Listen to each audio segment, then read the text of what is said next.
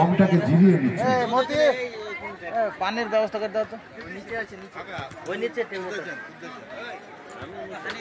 বেঙ্গল ভলেন্টিয়ার্সের ব্যবস্থাপনায় চলছে শান্তলীয় knockout football টুর্নামেন্টের দ্বিতীয় খেলা। প্রথম খেলায় 5 খেলা যুব সংঘ তারা 2-1 গোলে দীপেন্দ্র একাদশকে পরাজিত করে ফাইনালে উঠেছে। এখন দ্বিতীয় দল কারা উঠে শেষ পর্যন্ত সেটাই দেখার। বল সামনে বাড়িয়েছেন, বল একটু গতি ছিল, বল চলে গেল। দর্শক হয়ে গেছে, লাইনে বাইরে গোলকিক। বলেন দাদা।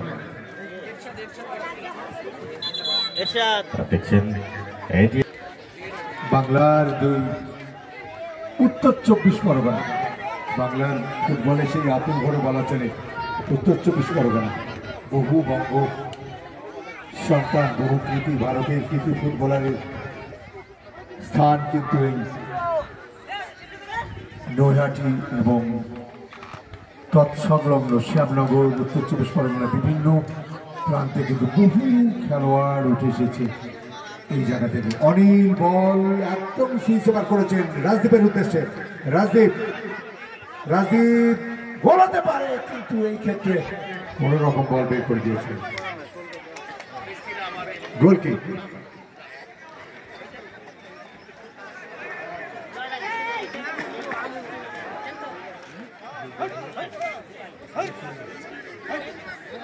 দুই 0 বলে আগুয়ান এটিএস শ্যামনগর।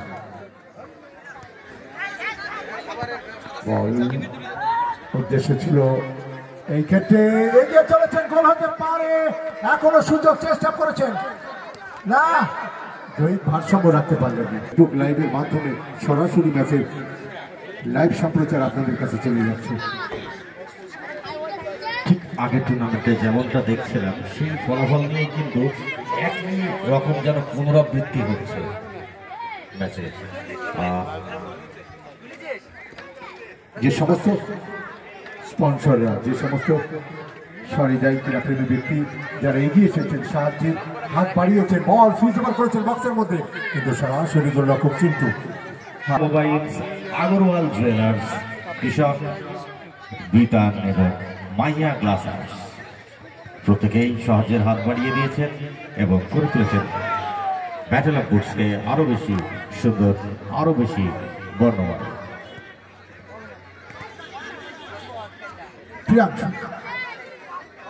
প্রিয়াংশু বল সুইচ ওভার করেছেন, খুব ভালো জায়গা বল ছিল ওখানে। রোশন অনেকটা পেছনে রয়েছে, কিন্তু রোশন আজ প্রথম থেকেই পরিস্থিতি 0 গোলে আগুয়ান এটিএস শ্যামনগর। পূর্ণ মনে হচ্ছে এই ক্ষেত্রে, কিন্তু তার এবার দম কিন্তু পড়তে শুরু করেছে। সুমন খুব সুন্দর জায়গা বল, কিন্তু টিপু কিছু করতে পারেননি। রাজদীপ, অনিল